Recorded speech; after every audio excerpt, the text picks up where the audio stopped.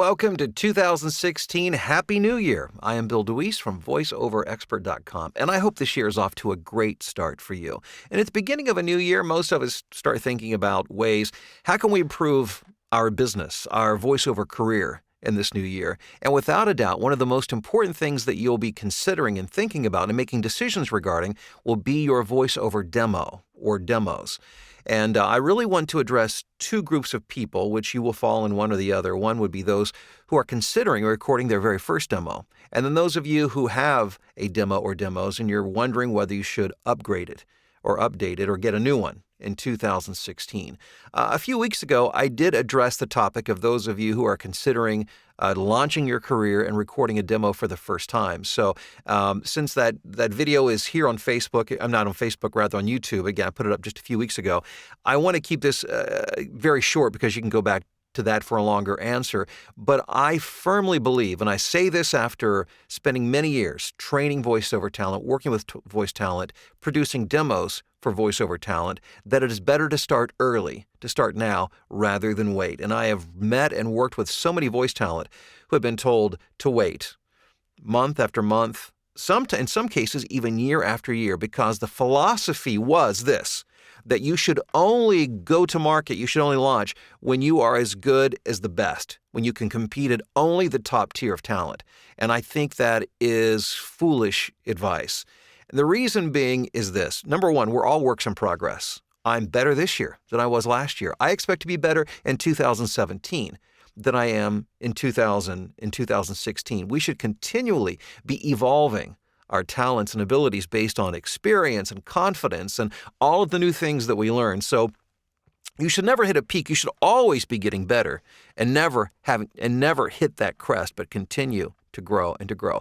The other thing is this: there is such a large body of potential work available for voice talent that it would simply be foolish not to take advantage of what's there now, even for those who are just getting started. Hey, that's the way I started my career 10 years ago, and I was able to grow a very lucrative career within my first year, going for the work that I was qualified for at that point in time. Now, today, I'm able to consistently get much higher paying work, but had I waited for 10 years, I would have been started the process now instead of a decade ago, and I would have missed out on, I've made a lot of money between then and now. My point being, there's a lot of potential work. Do you need to prepare for it and have training and have a good demo? Absolutely. I'm not just saying you just foolishly throw yourself out there, but I'm saying that it should be a matter of weeks, not months and years. As a matter of fact, I want to invite you, down in the description, you'll find a download link to a zip file of a handful of voiceover demos that I've produced for talent that have one thing in common.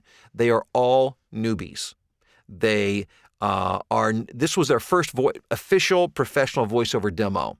Now, some of them had done some projects previous to our working together. Most of these folks had not.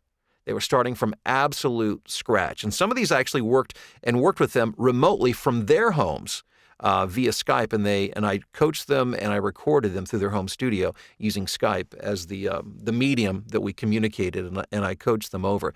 But take a listen. I want you to hear how these folks who had never done this before were able to go from start to having a professional demo and sounding really nice after 4 weeks. It's a 4-week process with me. Week 1, we train. Week 2, we train. Week 3, we record your demo. And week 4, and maybe into week 5, is the production, the mixing and the mastering and the final production of the demo. But I think it'll give you a good sense of what can be done and that you can be ready to launch in a matter of weeks as opposed to a matter of months or years.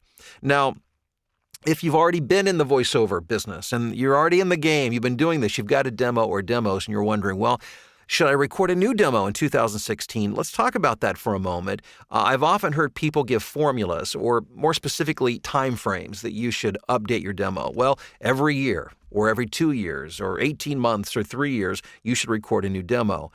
I do not believe that your new demo should be based on a time frame, that every X number of months or years you should record a new demo.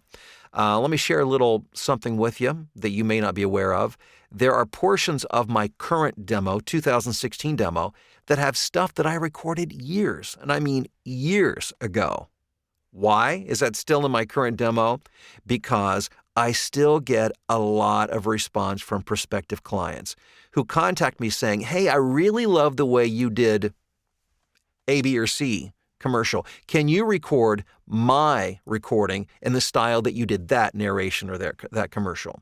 And whenever you're getting a strong response to something, well, then by all means, hold on to it. It's like for those of you who work in radio, I think you'll understand the music playlist analogy.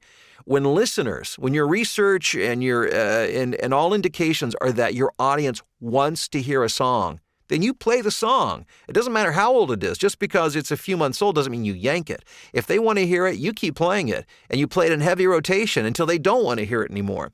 Same thing with your demo. If you've got something that you're fortunate enough that people respond to, that's a winner. When you quit getting responses, well, then it's time to pull it out, and it's time to update. So that's the first thing that I would be very conscious of. Outside of that, certainly you want to take into consideration if you're much better now than you were at the time it was recorded, and you feel you can represent yourself much better now, then it's time to update or time to record a new demo. If there are references in your demo that obviously make it outdated, for instance, the all-new 2017 Ford Mustang, that obviously needs an update and an upgrade. If the music sounds like it's from the 80s or the 90s, something makes it sound like it's not relevant and current, well then by all means, it's outdated. But don't use just some random rule of thumb that somebody made up, because you may be throwing out some of your best material.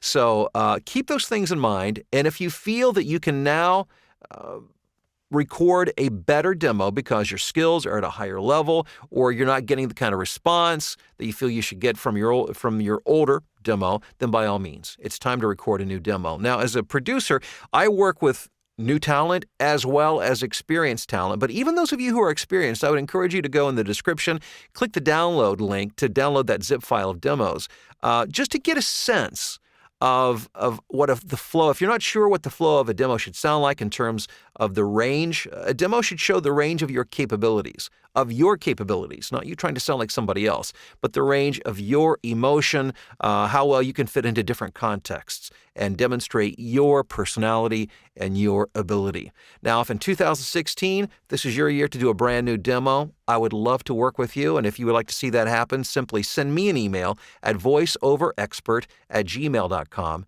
And the subject put, produce my demo. I'll send you all the information. Again, it's a 4-week process.